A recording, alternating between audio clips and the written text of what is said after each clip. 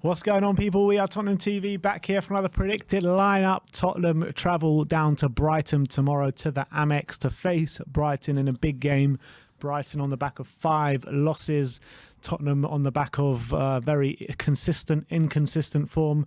Antonio Conte has done his press conference and the team news is out. And what is it?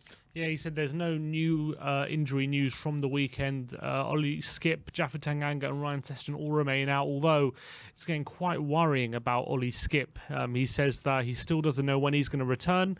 He says the medical department can't give him any answers, and he said it's one of the first times, or not the first time in his career, that he's had a situation like this where he can't even be told when Skip's going to be back or not, and he doesn't know what to say in terms to update the situation.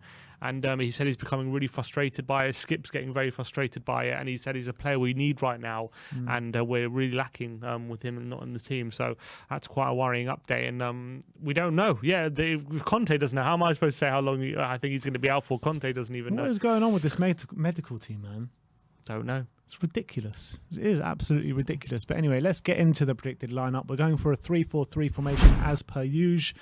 In goal, Hugo Lloris as per usual. As per usual. And Conte was talking in his presser about the big players needing to step up in the last part of the season if we're going to make a late push for top 4.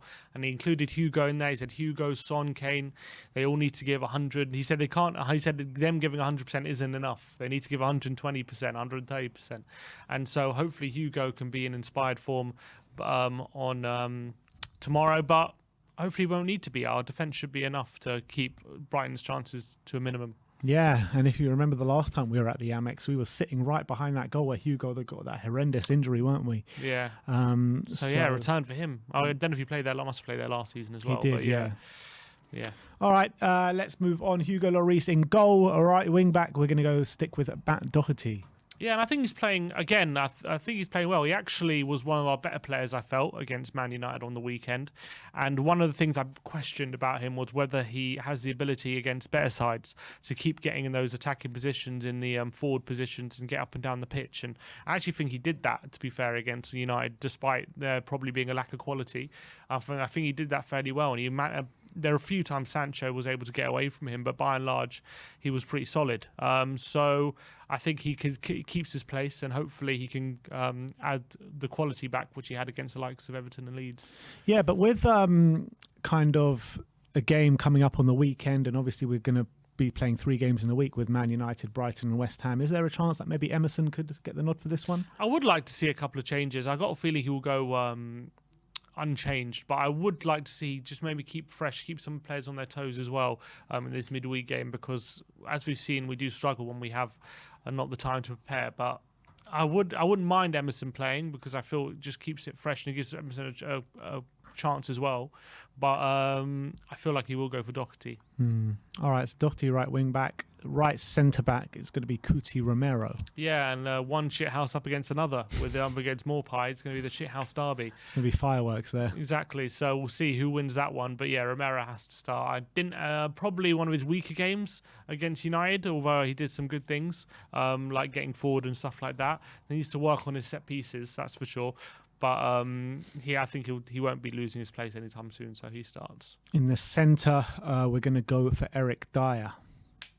Yeah, and he's the leader at the back, so no problems there. And with Brighton at the moment, they usually like to play one up front Morpie. They could go with a 2 with Morpie and Welbeck. If they do that, maybe they could have a bit of pace to worry about in behind. But I'm sure Dyer should be all right. And he was unlucky as well, wasn't he, to not score against United with a goal off the line. But he'll start. Yeah, and then to make up that back 3 will be Ben Davies. So, I mean, pretty standard back 3 now. Yeah, and that's the back 3 he prefers, so we'll go with that one.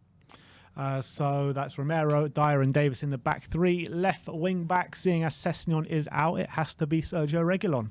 Yeah, no other choice. And people have been shitting on his performance against United, and he wasn't at his best.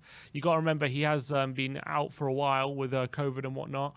But he's come back into it now, and he did get a goal against Everton, and he did get an assist against United, to be fair. And he probably could have done better in a lot of situations, but he did keep getting in those attacking situations, which was good, and just needs to improve a bit of his quality. And he did end up getting assist, which is not getting him enough credit for. But he was at fault for the defensive line, which allowed us to concede the second goal. He's got to work on that. So much to improve on for Reguilon, but still, I think he's hopefully he can contribute offensively like he has been recently. Agreed. So let's run through that back line with you one more time. So it's Hugo Lloris in goal, right wing back Matt Doherty, left wing back Sergio Reguilon, Ben Davis, Eric Dyer and Cuti Romero to make up the back three, exactly unchanged from Manchester United. And let's move on to the midfield, where the first midfielder we're going to talk about is Rodrigo Bentancur. Yeah, and again, another player who didn't have his best game against Man United. I think up against Matic and Fred and Ronaldo as well, who's able to drop a bit deeper sometimes and cause some disruption. Hopefully have an easier ride against Brighton and will able to assert a bit more authority on the game.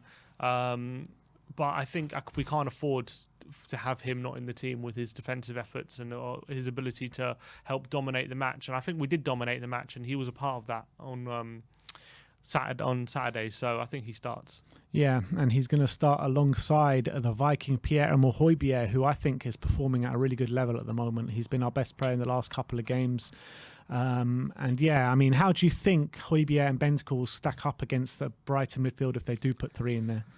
Favourably, because I think at the moment Brighton's midfield is a bit weak. I think Bissouma's obviously a great player, but I think the ones around him are definitely ones who can be bullied, and definitely ones who, if you in a physical battle, you fancy our centre mids. So even with three, I believe we could stretch them a lot and cause them a lot of trouble. So I'm hoping Højbjerg and Bentancur can continue. I think, look, they were probably one of the stronger parts of our game, I felt, on Saturday. So hopefully they continue their form, and we need them both to be on top of their game. Otherwise, the whole system falls apart, really. So Højbjerg and Bentancur in the middle. On the right-sided number 10, we're going to stick with Dejan Kulusevski. And our brightest attacker on the weekend as well, did really well to win the penalty, and he continues to impress, so I can't see him being dropped anytime soon. Although I would like to see one of Bergwijn and Lucas get a run out in this game, just to keep the energy levels high, but I can't work out who to drop, so Kulusevski starts. And then the next two players pretty much pick themselves, with Harry Kane and obviously Heung-min Son on the left. A lot of people, well, not a lot of people, but some people calling maybe for Heung-min Son to be rested in this game. Could you see a case for that? I think there is a case for it, just because I think he put in a lot of work in on Saturday. And I think the way Son plays, people also forget, like, sometimes his touch is loose and he looks a bit weak, but he puts in serious amount of effort, especially in that position. He's always tracking the fullback all the way down. He's not a player who shirks his responsibilities. And so sometimes when he is on the ball going the other way, he can lose a bit. And that's why he can look a lot less sharp occasionally, in my opinion. But I think you could rest him just to keep him fresh for the West Ham game.